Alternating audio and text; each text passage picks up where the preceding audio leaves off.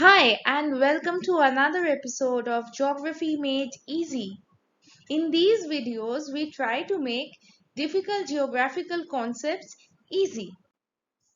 And today's topic is ecology and ecosystems. This topic is in the syllabus of many board examinations like university boards as well as UPSC syllabuses. So this is a very basic chapter which we need to understand.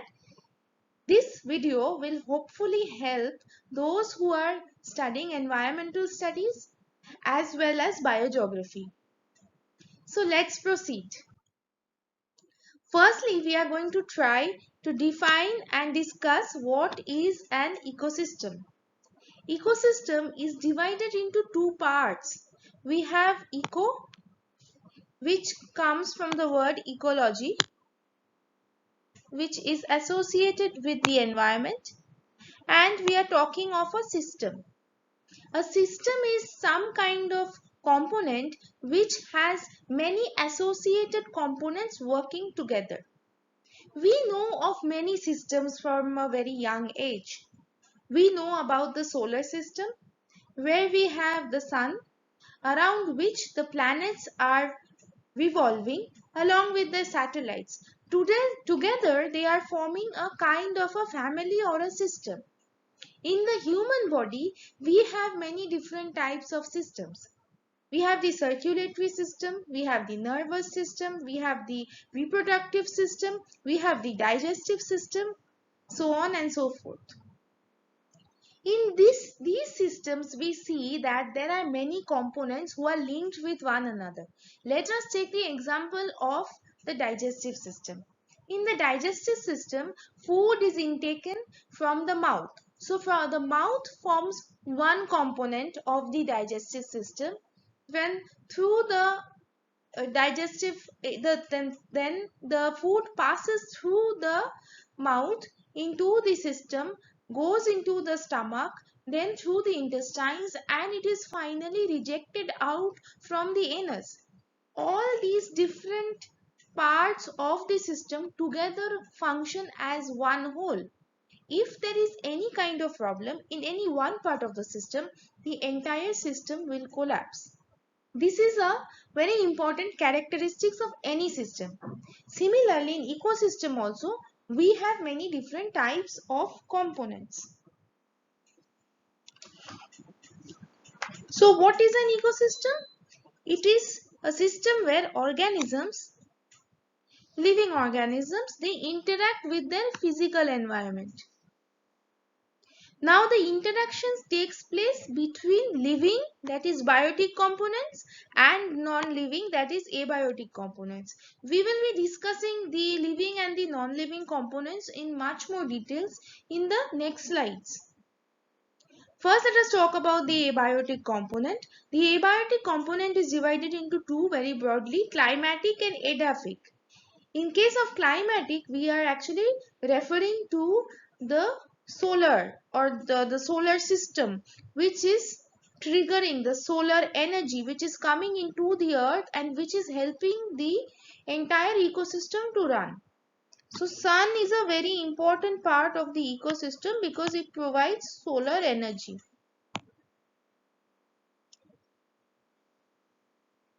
And we have the edaphic factor. In case this means that we are talking about the soil. Now soil forms a very important part of the ecosystem because the producers, which are the green plants, they are rooted to the soil. They are growing on the soil. They are getting their minerals and nutrients from the soil.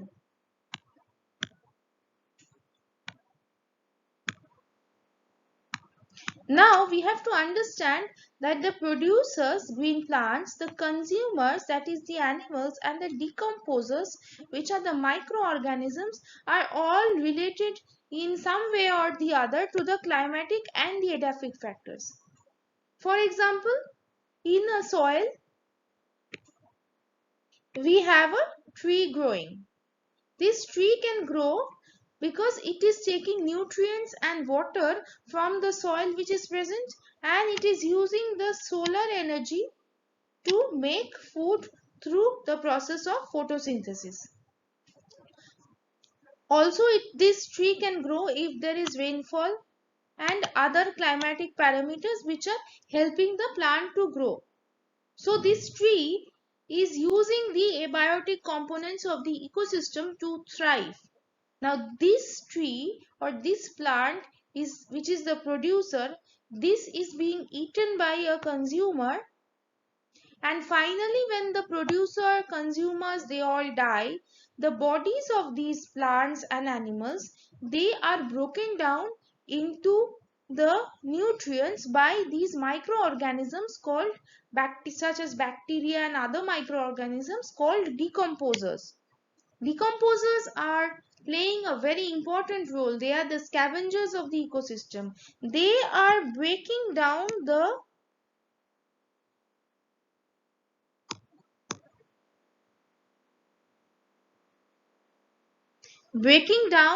plant bodies, the animal bodies, and the nutrient is going back to the soil. So it is a cyclical process. It is a process which is constantly happening. It is a cycle. And if there is any kind of problem in one component of the cycle, this entire ecosystem will collapse. We will discuss this in more details. Let us look at the way in which the components of the ecosystem are divided. Ecosystem are divided into two components. We have already talked about that, the abiotic and the biotic. When we are talking about the climatic component here, we are discussing about rain or precipitation in any form, light, sunlight, wind, temperature, etc. When we are talking about edaphic factors, we are taking into consideration soil, and with soil is associated the other components such as pH, minerals, and topography, or the way in which the land surface is aligned. That is also influencing what kind of ecosystem will thrive in a particular area. In case of biotic components, we have the producers, which are the autotrophs or the green plants. Then we have consumers or the heterotrophs, which are the animals, and we have decomposers or saprotrophs. Consumers are divided into primary, secondary, tertiary, and quaternary consumers. Now each consumer in this case we see is eating either the producers, or they are eating the consumers, or they are eating both the producers and the consumers. Let us move on. So this is a photo of an ecosystem. This is a mangrove ecosystem. As we can see, a mangrove tree along with different kinds of plants are growing in a delta region. The trees have breathing roots or pneumatophores. Different kinds of fish thrive in these shallow seas. We can see many different kinds of carnivorous as well as omnivorous fishes which are thriving. There are some fish which is only plant eating as well. We have turtles which are omnivores, which eat both plants and animals. And on the fish we see that there are many kinds of bird species which are thriving here. There are more animals in the ecosystem which has not been shown here. There are more different kinds of animals which are living on the land as well. So all of these animals and plants which we see is thriving in this ecosystem together. So the entire concept of ecosystem is this ecosystem will have different kinds of plants and animals who are interdependent on one another for their existence, and it is important that we understand that this interdependence between the components is very important. Now we will go into the details of the biotic components of the ecosystem. First is the producers, which are the green plants. Green plants that have chlorophyll that traps solar energy and make it available for the consumers. So that is the reason why green plants are known as autotrophs. Auto means energy, and because solar energy is trapped and the plants can make their own food by the process of photosynthesis, we call them autotrophs.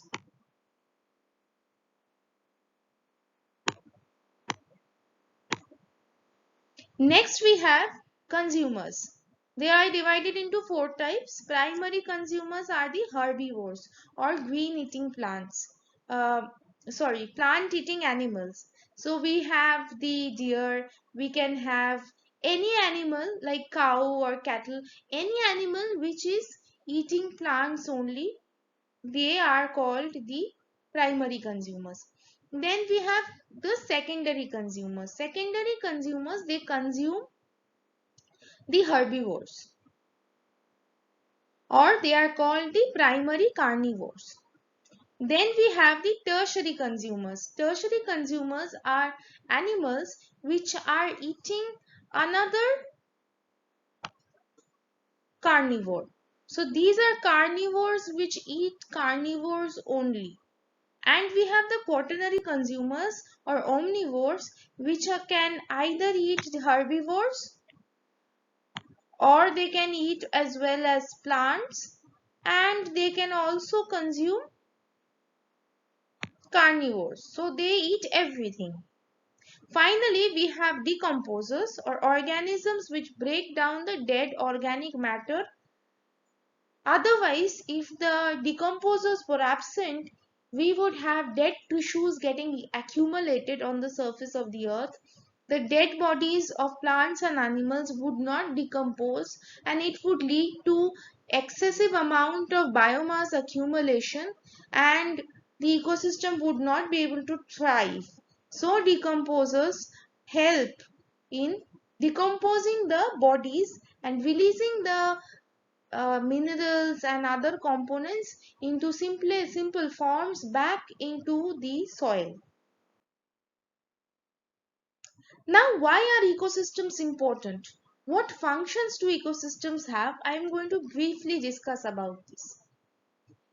Ecosystems have biological, geochemical, and physical processes which are associated with one another. So, as we have seen already, they form an important part of the biological process. They are part of the geochemical cycles, and they are also enhancing in the physical processes. Let us look at some of the functions which the ecosystem does. The first is the regulation function, that is to regulate different kinds of components within the ecosystem. So how much amount of gas is in the environment, an ecosystem can regulate that. So we have the regulation of gas in the environment, climate regulation, regulation of any kind of disequilibrium, that is if anything is in excess, the ecosystem has the power to reduce that excess and bring the ecosystem back into equilibrium. Regulation of water, if there is excess water or less water, the ecosystem tries to bring it back to equilibrium. Soil and nutrient balance, waste recycling, and pollination, all of these are natural processes, functions which the ecosystem does. Next we have supporting functions. The ecosystem supports habitats and it supports soil formation. Very easily we can understand that ecosystems are helping the different kinds of plants and animals to live in a particular area. So they are helping in supporting the habitats or places where the plants and animals will live. On the other hand, soil formation is a very long process. It's a geological process which takes place over millions of years. But ecosystems help in the creating soil. It is enhancing the process, it is preserving the process, it is helping the process. Plants and other animals are preserving the topsoil layer, so they don't act as hindrances to soil formation processes, rather they help in the process. Let us move on to the next functions. We have the provisioning function. It is providing us many things such as food, raw material, water, genetic resource, shade and shelter, and pharmacological resources or medicines. So all this is provided to the other plants and animals as well as human beings. Most importantly, we derive these things from the ecosystem. So ecosystems are very important. The very basis of our existence, which is food, is derived from the ecosystem. Also, one point is missing here. I would say that oxygen is also something which is derived from the ecosystem. A thriving healthy ecosystem will be providing us with oxygen. And finally, we have the cultural function, which is landscape opportunity. Now, what is the cultural function of ecosystems? Landscapes can give you the opportunity for tourism. And let us discuss this because this is a point which is not talked about much.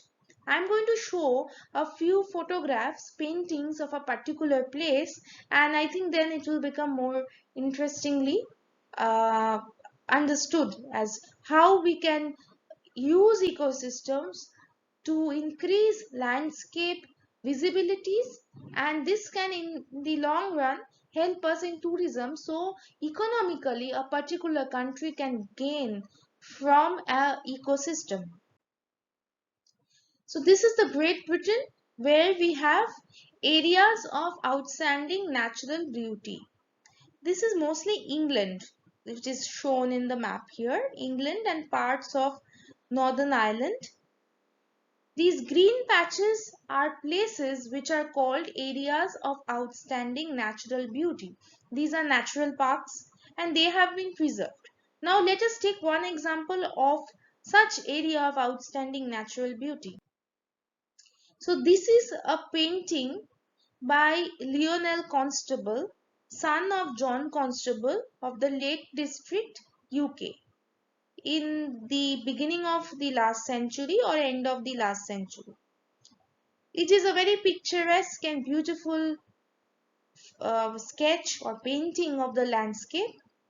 If you look at the Lake District in the present condition, that is today, we see that it is as pristine and as beautiful as it was during the time of Lionel's drawing or painting. Now this is demarcated as an area of outstanding natural beauty, and let me point it out here that they have even preserved the beautiful mansions in a pristine manner, so the countryside is beautifully preserved. Now this area or this ecosystem's preservation has actually created opportunities for Great Britain, for UK to generate income through tourism and through cultural activities. A lot of tourists every year from around the world visit the United Kingdom and they go to the Lake District in order to look at the picturesque landscapes which have not been changed over centuries. So it is important to understand that ecosystems can have many different types of functions, and cultural aspect is one very important function which ecosystems can perform. Let us move on. What are the different types of ecosystems which are there? We have the freshwater ecosystems, we have the terrestrial ecosystems, and we have the ocean ecosystems. The watery ecosystems, the freshwater are the pond and the river. Lake is also another ecosystem again which has been missed out. The ocean ecosystems, we have shallow, deep, warm and cold depending on the depth and the temperature of the ecosystems. And terrestrial ecosystems can be different types. There are more, I'm sure. But these are the major types, which are the rainforest, tundra desert, savanna, forest and grasslands. So each of these ecosystems has the biotic and the abiotic components which have adjusted to one another, and together they thrive, and in these ecosystems many different kinds of plants and animal species, they also thrive. We will be now discussing about the energy flow in the ecosystem. Now, how is the energy directly from the sun moving through the ecosystem from one organism to the other organism is something important which we have to understand. Energy flow is the basic support for survival of the ecosystem, without which I have already discussed is that the ecosystem is not going to thrive. And the primary source of the energy is the sun or the solar energy. Now this is an example where we see that the producers or the green plants, they preserve the maximum amount of energy. Then as the energy moves from one organism to the other through the eating habits, the energy consumed is less and there is energy loss. So this kind of a structure where we see that the energy is moving from one layer to the other and it is reducing as it moves on is called a pyramid structure. And we will be looking at different kinds of pyramid structure in this chapter. So when we have to understand about how this energy is moving, we have to understand that the energy is moving through a path which is called the food chain. So from one kind of food which is being eaten by another kind of organism, the energy moves. So let us take this example here where we see that the sun, the solar energy is used by the green plants to make food. The green leaves are eaten by the grasshopper. This grasshopper is then eaten by a rat, which is eaten by a snake.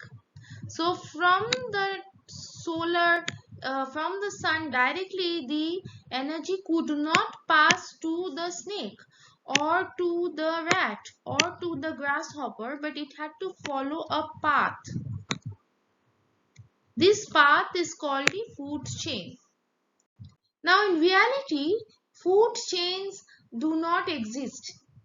It is not so simple, these energy relationships between different organisms. So most commonly we have a food web, which is we have one kind of component being eaten by multiple kind of species, which is again in turn eaten by multiple kind of species. So we have the grass, which is eaten here by the grasshopper, the mouse, the rabbit.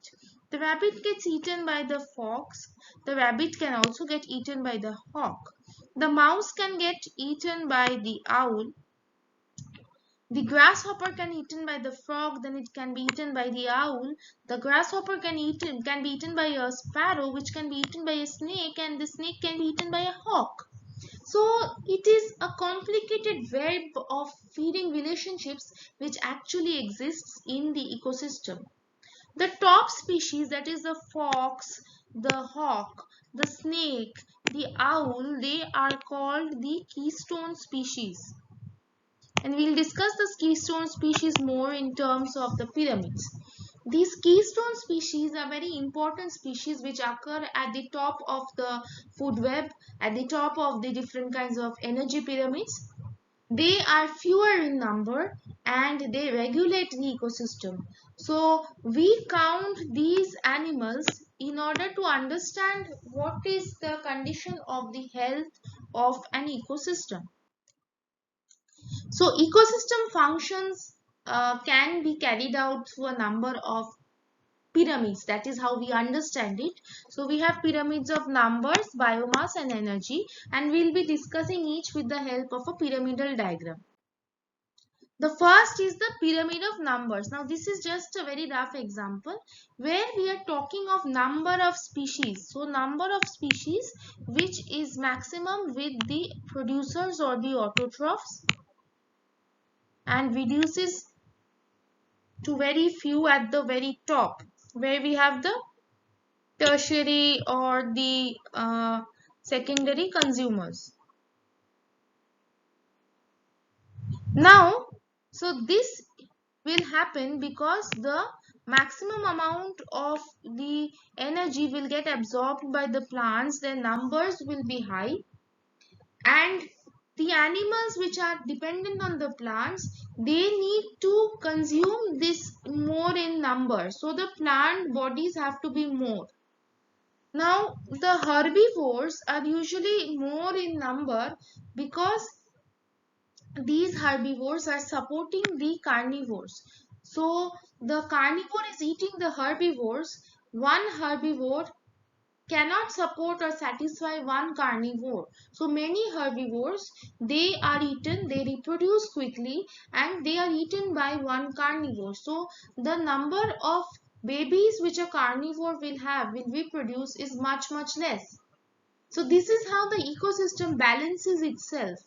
If any of these numbers increase, for example, if the number of the lions increase and they are all dependent on the giraffes, then what will happen? There will be competition between two or three of the lions, and one of them or two of them might die through the injuries. Or what will happen is that they will overeat the giraffes in this case, and what will happen is that after a point there will be shortage of food, which is going to lead to disease and death of the carnivore. So in this way the number of the carnivores gets regulated. So this is a natural function which we have already discussed, which the ecosystem does in order to regulate the number of species living in a particular ecosystem. Now we have the pyramid of biomass. Biomass is the amount of tissue or living body in an ecosystem. Here, for simplicity, we have used the word kilogram for the biomass which is there. So as we see is that the number of producers, because the number of producers are higher in case of plants, the biomass is also more. And as we move on in the pyramid, the number of the organisms in each layer reduces, and hence the living or the dead tissues for that particular organism also reduces. So maximum is for the producers and minimum is for the keystone species or the top carnivores. Finally, we come to the pyramid of energy, where we see that energy passes from one layer to the other. These layers are called the trophic levels.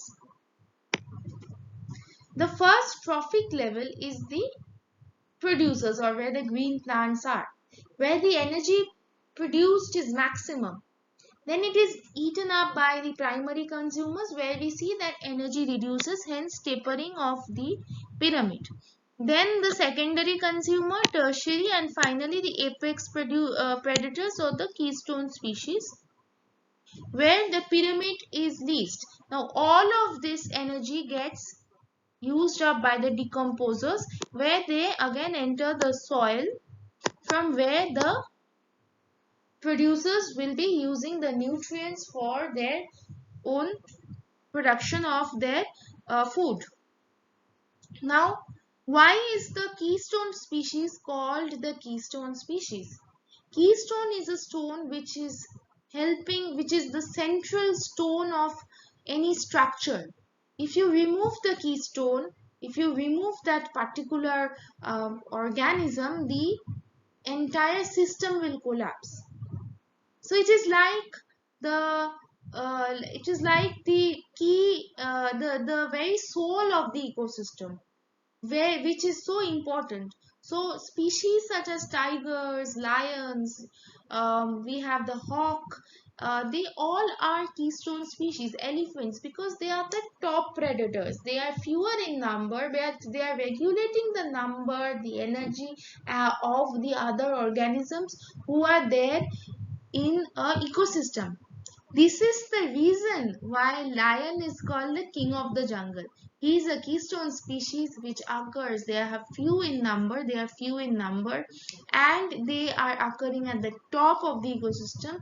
And nature itself has been built in such a way that nature respects this pyramidal structure, and lion becomes the king of the jungle. Now let us look at some of the basic concepts of ecosystems. There are two terms which are very commonly used, population and community, and we will just discuss what is the difference between the two. Population is number of organisms of the same species that live in a particular area, and community is different types of species which live in a particular area. So population, turtle population can be an example, or sparrow population. So we are looking at only the sparrow bird which is living in a particular geographic area. So sparrow population of the Delhi city, or sparrow population of Kolkata city, or turtle population of a particular beach in Odisha. That is called the population. On the other hand, in case of community, we are talking of different species that are living in a particular area. For example, the mangrove ecosystem is helping different kinds of species thrive in that ecosystem. So that is a community which is living in that particular ecosystem. Just like in human communities, we have different peoples from different age, peoples of different kinds of ethnicities, they can live together in a particular area. We also have different species of plants and animals which are interdependent on one another, living in a community. So that is the difference which is there. Next, we will be talking about a very important concept, which is the concept of ecological succession. Ecological succession is the process by which natural communities replace or succeed one over the time. So initially when we have a bare surface, when slowly with time different species start coming and living in that particular place. So there is colonization, and then there is the formation of other communities. This kind of one community coming into the other and then another is called ecological succession. So the early colonizers are like the green plants, the grasses which add nutrients to the soil. So just like in case of colonialism, where we see that the colonizers come and they start living in a particular area, bringing with them different kinds of cultural attributes into that area, digging in their roots, and then with time we see more colonizers following in the footsteps. We also see the plant communities coming and colonizing a bare surface, and then with time we see other species also coming and living in that area. So when this succession stops, when the following in the footsteps stops, we have what we know as the climax community. The climax community kind of brings an equilibrium to this succession process. But again, due to a disaster, again ecological succession can start, and that is what we will see in the next two diagrams. So succession is usually seen in two stages, the primary and the secondary, but not necessarily that in a particular area succession will happen in both the cases as primary and secondary. It's not going to follow one another. There can be a place where only primary succession has taken place and no secondary succession has taken place. So this is also something we need to understand. So let us look at this example of primary succession, where we have the bare rocks, which is annexed by the lichens. Then comes the small plants and the lichens, followed by grasses, then shrubs and other tolerant species, and then we have the big species such as oak and hickory. So this is taking place over another 100 of years. This is the climax community which we see in the last phase. Over the 100 years, the climax community has developed in this bare rock. Now what happens is secondary succession starts when this climax community has been burned down by a forest fire. And again we see bare surface, but now what we see is that ashes have got added to the surface. Now this was absent in the previous case in the primary succession. The secondary succession, the ash is helping the place to become vegetated quickly, and we have grasses and perennials growing here, then followed by oak and hickory and mature trees and forests growing with the second form of climax community developing in that area. So the time taken is again between 0 to 150 years from the time of the disaster which has happened. This time is not fixed. It can depend on what kind of ecosystem we are looking into. But over time, these changes take place. Now, there is a difference between the primary succession and the secondary succession which we see. Though the community of plant species which are growing in both the climax communities may look similar, but there is a difference. A new kind of equilibrium is reached. Now we have a plant community with which has adjusted itself to a soil which is not exactly like it was in the previous case. We don't see lichens growing here in the primary successions. So that is something which is important and which has to be taken into consideration. Any kind of geological or natural disaster or human induced disaster can lead to succession activities starting again, but that area from bare rock to again becoming a forested area takes time, and that time is required. We have to give that place that time for it to recover. Now just quickly let us brush over what are the components in a forest ecosystem and in a pond ecosystem as two examples. So in a forest ecosystem, biotic, abiotic components are there. So in the details, we are not going to go into, like water is an abiotic component, nutrients is an abiotic component, and we have the soil surfaces which are the abiotic components, and we have biotic components such as trees, microbes, wildlife, fungi, which are all the biotic components. I've included this in this slide here now because each of the ecosystems are discussed in details in whatever environmental studies book I have come across. So discussing each and every ecosystem I have felt is not needed if one understands the concepts and looks at a few examples. So one should read through all of these if for the MCQ questions or if anything is asked, but the conceptual part is all the same for all the ecosystems. Let us look at the pond ecosystem. This is a very common diagram seen in many books, environmental studies or biogeography books. We have the sun which is giving us the solar radiation. We have the producers which is the plants as well as producers at the bottom of the pond. We have the herbivorous plants and we have phytoplanktons which are phytoplanktons are also using the sunlight to produce energy, as well as we have zooplanktons. Planktons are eating the phytoplanktons. Herbivores are eating the phytoplanktons as well as the trees at the bottom.